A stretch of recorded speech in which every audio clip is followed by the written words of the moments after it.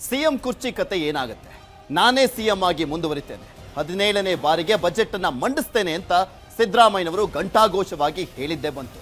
ಯಾವುದೇ ಕಾರಣಕ್ಕೂ ಅಧಿಕಾರದಿಂದ ಕೆಳಗಿಳಿಯೋದಿಲ್ಲ ಅನ್ನುವಂತ ಸ್ಪಷ್ಟ ಸಂದೇಶವನ್ನ ಕೂಡ ಕೊಡ್ತಾ ಇದ್ದಾರೆ. ಇದೇ ಸಂದರ್ಭದಲ್ಲಿ ಸರ್ಕಾರಕ್ಕೆ 2.5 ವರ್ಷ ತುಂಬಿರುವಂತ ಟೈಮ್ನಲ್ಲೇ ಡಿ.ಕೆ. ಶಿವಕುಮಾರ್ ಅವರ ಬಣದವರು ದೆಹಲಿಗೆ ಹಾರಿದ್ದಾರೆ.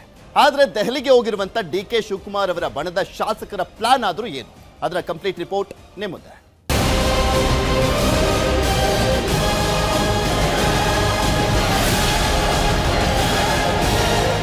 ಏನಾಗ್ತಿದೆ ರಾಜ್ಯ ರಾಜಕೀಯದಲ್ಲಿ? ಏನಾಗ್ತಿದೆ ಇದನ್ನು ಯಾರೇ ಆಗ್ಲಿ ಊಹೆ ಮಾಡೋದು ಕಷ್ಟ, ತುಂಬಾನೇ ಕಷ್ಟ. ಎಷ್ಟು ಕಷ್ಟ ಅಂದ್ರೆ ಪಾಲಿಟಿಕ್ಸ್ ನಲ್ಲಿ ಪಂಟರ್ ಆಗಿರೋರು ಕೂಡ ಸ್ಟೇಟ್ ಪಾಲಿಟಿಕ್ಸ್ ನೋಡಿ ತಲೆ ಕೆಡಿಸ್ಕೊಳ್ಳೇಬೇಕು. ಆ ರೀತಿ ಇದೆ ಈಗಿನ ಸ್ಟೇಟ್ ಪಾಲಿಟಿಕ್ಸ್. ದಿನಕ್ಕೊಂದು ಟ್ವಿಸ್ಟ್, ಕ್ಷಣಕ್ಕೊಂದು ತಿರುವು ಇಡೀ ರಾಜ್ಯ ರಾಜಕೀಯವನ್ನು ಅಲ್ಲೋಲ ಕಲ್ಲೋಲ ಮಾಡಿಬಿಟ್ಟಿದೆ. ಹೌದು, ಈವರೆಗೆ ಒಂದು ಮಾತಿತ್ತು, ಸಿಎಂ ಸ್ಥಾನದಲ್ಲಿ ಸಿದ್ದರಾಮಯ್ಯ ಬಿಟ್ರೆ ಬೇರೆ ಯಾರು ಕೂಡ ಕೂತ್ಕೊಳ್ಳೋದಕ್ಕೆ ಸಾಧ್ಯವಿಲ್ಲ ಅಂತ ಹೇಳಲಾಗ್ತಾಗಿತ್ತು. ನಾನೇ ಸಿಎಂ, ನಂದೇ ಹವಾ ಅಂತ ಹೇಳ್ತಾಗಿದ್ರು. ಈ ಬಾರಿಯೂ ನಂದೇ ಬಜೆಟ್, ಮುಂದಿನ ಬಾರಿಯೂ ನಂದೇ ಬಜೆಟ್ ಅಂತ ಅಬ್ಬರಿಸಿದ್ರು.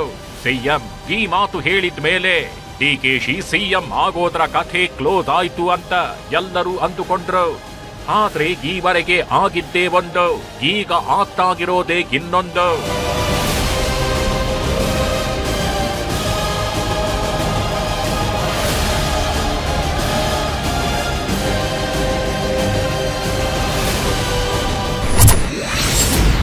ಈವರೆಗೆ ಒಂದು ಆಟ, ಇನ್ನು ಮುಂದೆ ಬೇರೆಯದ್ದೇ ಆಟ. ಡಿ.ಕೆ.ಶಿ ಪರವಾಗಿ ಫೀಲ್ಡ್ಗೆ ಇಳೀತು ಡಿ.ಕೆ ಟೀಮ್.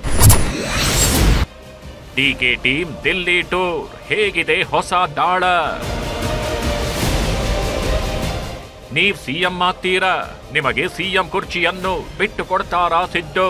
ಈ ಪ್ರಶ್ನೆಯನ್ನು ಯಾರಾದ್ರೂ ಒಂದು ಬಾರಿ ಡಿ.ಕೆ.ಶಿಯನ್ನು ಕೇಳಿದ್ರೆ ಖಂಡಿತ ಅವರಿಂದ ಪಾಸಿಟಿವ್ ಉತ್ತರ ಬರೋದೇ ಇಲ್ಲ. ಆದ್ರೆ ಇದೇ ಪ್ರಶ್ನೆಯನ್ನು ಡಿ.ಕೆ ಟೀಮ್ಗೆ ಕೇಳಿದ್ರೆ ಪಾಸಿಟಿವ್ ಉತ್ತರ ಬಂದೇ ಬರುತ್ತೆ. ಡಿ.ಕೆ.ಶಿ ಸಿಎಂ ಆಗೇ ಆಗ್ತಾರೆ ಅಂತ ಹೇಳ್ತಾರೆ ಡಿ.ಕೆ.ಶಿ ಟೀಮ್ ಮೆಂಬರ್ಸ್. ಈಗ ಸದ್ಯಕ್ಕೆ ಡಿ.ಕೆ.ಶಿ ಮನಸ್ಸಲ್ಲಿ ಏನಿದ್ಯೋ ಗೊತ್ತಿಲ್ಲ.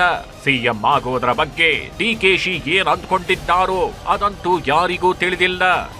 ಆದ್ರೆ ಮೇಲ್ನೋಟಕ್ಕೆ ಸಿಎಂ ಆಗೋ ಆಸೆಯನ್ನು ಕೈಬಿಟ್ಟಿದ್ದಾರೆ ಡಿ.ಸಿ.ಎಂ ಡಿ.ಕೆ.ಶಿ. ಈ ಬಾರಿ ಸಿಎಂ ಆಗೋದು ಕಷ್ಟ, ಮುಂದಿನ ಬಾರಿ ಟ್ರೈ ಮಾಡೋಣ ಅಂತ ಅಂದುಕೊಂಡಿದ್ದಾರೆ. 2028ಕ್ಕೆ ಸಿಎಂ ಆಗೋಕೆ ಈಗಾಗಲೇ ಟವಲ್ ಹಾಕೋಕೆ ಮುಂದಾಗಿದ್ದಾರೆ. ಆದ್ರೆ ಡಿ.ಕೆ.ಶಿ ಟೀಮ್ ಅವರು ಬಿಡಬೇಕಲ್ಲ, ನಮ್ಮ ಬಾಸ್ ಈಗ್ಲೇ ಸಿಎಂ ಆಗ್ಬೇಕು, ಈ ಬಾರಿಯೇ ಸಿಎಂ ಕುರ್ಚಿಯಲ್ಲಿ ಡಿ.ಕೆ.ಶಿ ಅವರೇ ಕೂರೋದನ್ನ ನೋಡಬೇಕು ಅಂತ ಡಿಸೈಡ್ ಮಾಡಿದ್ದಾರೆ. ಆದ್ದರಿಂದ ಡಿ.ಕೆ.ಶಿ ಟೀಮ್ ಹೊಸ ಪ್ರಯತ್ನಕ್ಕೆ ಕೈ ಹಾಕಿದ್ದಾರೆ. ಯಾರಿಗೂ ಹೇಳದೆ ಮಾಡದೆ ಇದ್ದಕ್ಕಿದ್ದಂತೆ ದಿಲ್ಲಿ ಫ್ಲೈಟ್ ಹತ್ತೇ ಬಿಟ್ಟಿದ್ದಾರೆ.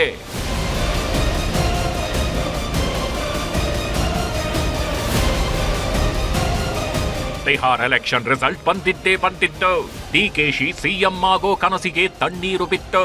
ಸಿಎಂ ಆಗೋದಿರ್ಲಿ, ಕೆಪಿಸಿಸಿ ಅಧ್ಯಕ್ಷ ಸ್ಥಾನವನ್ನ ಉಳಿಸಿಕೊಳ್ಳೋದು ಕೂಡ ಸವಾಲಾಗ್ಬಿಡ್ತು. ನಂಗೆ ಕೆಪಿಸಿಸಿ ಅಧ್ಯಕ್ಷ ಸ್ಥಾನವನ್ನಾದ್ರೂ ಉಳಿಸಿಕೊಡಿ ಅಂತ ಹಲವಾರು ಬಾರಿ ಡಿ.ಕೆ.ಶಿ ದಿಲ್ಲಿಗೆ ಹೋಗಿದ್ರು.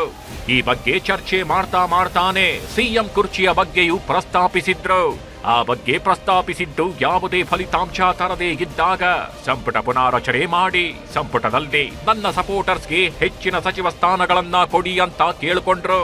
ಆಮೇಲೆ ಬಂದೋರೆ ಸೈಲೆಂಟ್ ಆದ್ರು. ನಾನು ಕೆಪಿಸಿಸಿ ಅಧ್ಯಕ್ಷ ಸ್ಥಾನಕ್ಕೆ ರಾಜೀನಾಮೆ ಕೊಡ್ತೇನೆ, ಯಾವುದು ಶಾಶ್ವತವಲ್ಲ ಅಂದುಬಿಟ್ರು.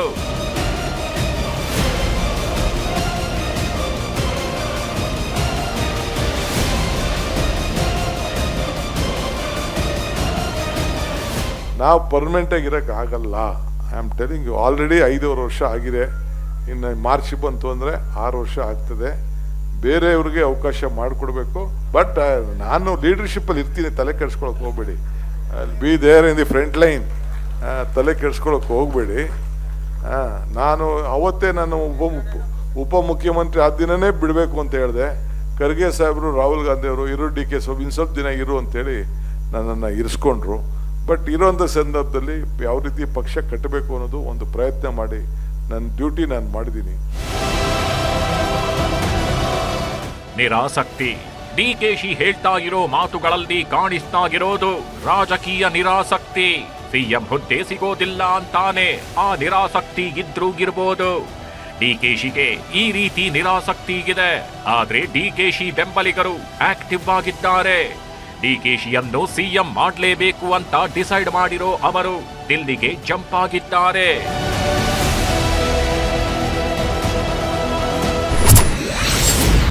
ಡಿಕೆ ಬೆಂಬಲಿಗರು ದಿಲ್ಲಿಗೆ, ಮುಂದುವರೆದ ಸಸ್ಪೆನ್ಸ್. ಡಿಸಿಎಂ ಡಿಕೆಶಿ ಸಿಎಂ ಆಗೋ ಆಸೆಯನ್ನ ಬಿಟ್ಟಿರಬಹುದು. ಡಿಕೆ ಸುರೇಶ್ ಕೂಡ ಕೆಲವೇ ದಿನಗಳಲ್ಲಿ ತಣ್ಣಗಾಗಬಹುದು. ಆದ್ರೆ ಡಿಕೆಶಿ ಬೆಂಬಲಿಗ ಶಾಸಕರು ಮತ್ತು ಸಚಿವರು ಮಾತ್ರ ಟ್ರೈ ಆಗೇನಂತಿದ್ದಾರೆ. ಹೇಗಾದ್ರೂ ಮಾಡಿ ತಮ್ಮ ನಾಯಕನನ್ನ ಸಿಎಂ ಮಾಡಲೇಬೇಕು ಅಂತ ಪಣ ತೊಟ್ಟಿರೋ ಒಕ್ಕಲಿಗ ನಾಯಕರು ದಿಲ್ಲಿಗೆ ಹಾರಿದ್ದಾರೆ. ಅವರ್ಯಾರು ಗೊತ್ತಾ? ಕೃಷಿ ಸಚಿವ ಎನ್ ಚಲುವರಾಯಸ್ವಾಮಿ, ಕುಣಿಗಲ್ ಶಾಸಕ ಡಾಕ್ಟರ್ ರಂಗನಾಥ್, ಮಂಡ್ಯ ಶಾಸಕ ರವಿಕುಮಾರ್, ರಾಮನಗರ ಶಾಸಕ ಇಕ್ಬಾಲ್ ಹುಸೇನ್, ಮಾಗಡಿ ಶಾಸಕ ಎಚ್.ಸಿ. ಬಾಲಕೃಷ್ಣ, ಚನ್ನಗಿರಿ ಶಾಸಕ ಶಿವಗಂಗಾ ಬಸವರಾಜ್, ನೆಲಮಂಗಲ ಶಾಸಕ ಎನ್ ಶ್ರೀನಿವಾಸ್, ಗುಬ್ಬಿ ಶಾಸಕ ಶ್ರೀನಿವಾಸ್, ಮದ್ದೂರು ಶಾಸಕ ಕದಲೂರು ಉದಯ್, ಎಂಎಲ್ಸಿ ದಿನೇಶ್ ಗೂಳಿಗೌಡ ದಿಲ್ಲಿಗೆ ತೆರಳಿದ್ದಾರೆ. ಇಷ್ಟಕ್ಕೂ ಈ ಎಲ್ಲಾ ನಾಯಕರು ದಿಲ್ಲಿಗೆ ಹೋಗಿರೋದೇಕೆ ಗೊತ್ತಾ? ಇಲ್ಲಿದೆ ನೋಡಿ. ಸಿಎಂ ಬದಲಾವಣೆಗೆ ತೀವ್ರ ಒತ್ತಡ ಹಾಕಲಿದೆ DK team. Okkaliga trump card play ಸಾಧ್ಯತೆ ಇದ್ದು ಒಕ್ಕಲಿಗ ಸಮುದಾಯಕ್ಕೆ ನ್ಯಾಯ ಕೊಡಿ ಅಂತ ಒತ್ತಾಯಿಸಲಿದೆ. ಡಿಕೆಶಿಗೆ ಅವಕಾಶ ನೀಡದಿದ್ದರೆ ಮುಂದೆ ಕಷ್ಟವಾಗುತ್ತೆ. ಜೆಡಿಎಸ್ ಬಿಜೆಪಿ ಮೈತ್ರಿಯಿಂದ ಡ್ಯಾಮೇಜ್ ಸಾಧ್ಯತೆ ಇದೆ ಅಂತ ಹೈಕಮಾಂಡ್ ಮುಂದೆ ಹೇಳಲಿದೆ ಡಿಕೆ ಟೀಮ್. ಎಸ್, ಡಿಕೆಶಿ ಟೀಮಿನ ಎಲ್ಲರೂ ದಿಲ್ಲಿಗೆ ಹಾರಿದ್ದಾರೆ.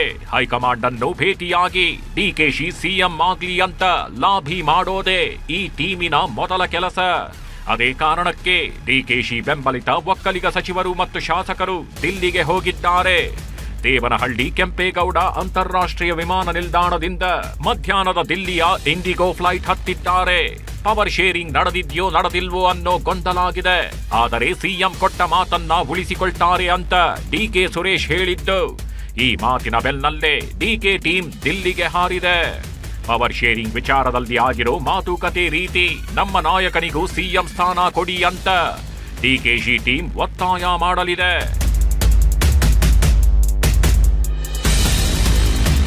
ಸಚಿವ ಚಲುವರಾಯಸ್ವಾಮಿ ನೇತೃತ್ವದಲ್ಲಿ ಒಕ್ಕಲಿಗ ಶಾಸಕರ ನಿಯೋಗ ದೆಹಲಿಗೆ ಹೋಗಿದ್ದು ಗುರುವಾರ ರಾತ್ರಿ ಅಥವಾ ಶುಕ್ರವಾರ ಬೆಳಗ್ಗೆ ಮಲ್ಲಿಕಾರ್ಜುನ ಖರ್ಗೆ, ಕೆಸಿ ವೇಣುಗೋಪಾಲ್ರನ್ನ ಭೇಟಿ ಮಾಡೋ ಸಾಧ್ಯತೆ ಇದೆ. ಡಿಕೆಶಿ ಶ್ರಮಕ್ಕೆ ತಕ್ಕ ಪ್ರತಿಫಲ ಸಿಗಬೇಕು. ಒಕ್ಕಲಿಗ ಸಮುದಾಯ ಸಾಕಷ್ಟು ನಿರೀಕ್ಷೆ ಇಟ್ಕೊಂಡಿದೆ. ಡಿಕೆಶಿಗೆ ಪವರ್ ಶೇರಿಂಗ್ ಆಗದಿದ್ರೆ ನಾವುಗಳು ಚುನಾವಣೆ ಎದುರಿಸೋದು ಕಷ್ಟ. ಹಳೆ ಮೈಸೂರು ಭಾಗದಲ್ಲಿ ಒಕ್ಕಲಿಗ ಸಮುದಾಯ ಈ ಬಾರಿ ಕಾಂಗ್ರೆಸ್ ಅನ್ನ ಬೆಂಬಲಿಸಿದೆ ಅಂತೆಲ್ಲ ಹೇಳಿ ಡಿಕೆಶಿಗೆ ಸಿಎಂ ಸ್ಥಾನ ನೀಡಿ ಎಂದು ಒತ್ತಡ ಹೇರಲು ನಿಯೋಗ ಸಜ್ಜಾಗಿದೆ.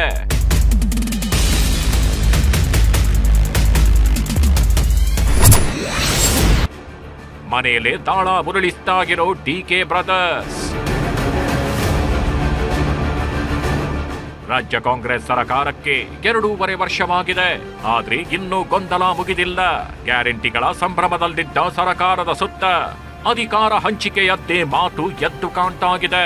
ಇನ್ನು ಅಧಿಕಾರ ಹಸ್ತಾಂತರ, ಸಂಪುಟ ಪುನಾರಚನೆ, ಕೆಪಿಸಿಸಿ ಅಧ್ಯಕ್ಷರ ಬದಲಾವಣೆಯ ಸಸ್ಪೆನ್ಸ್ ಕೂಡ ಆಗಿದೆ. ಸದಾಶಿವನಗರದಲ್ಲೇ ಇರೋ ಡಿಕೆಶಿ ಟೀಮ್ ಸ್ಟ್ರಾಟಜಿಯನ್ನ ರೂಪಿಸ್ತಾಗಿದೆ. ಯಾರಿಗೂ ಭೇಟಿಗೆ ಸಮಯಾವಕಾಶ ನೀಡದೆ ಅಂಟಮ್ಮಾಸ್ ರಹಸ್ಯ ಸಭೆ ನಡೆಸಿದ್ದಾರೆ.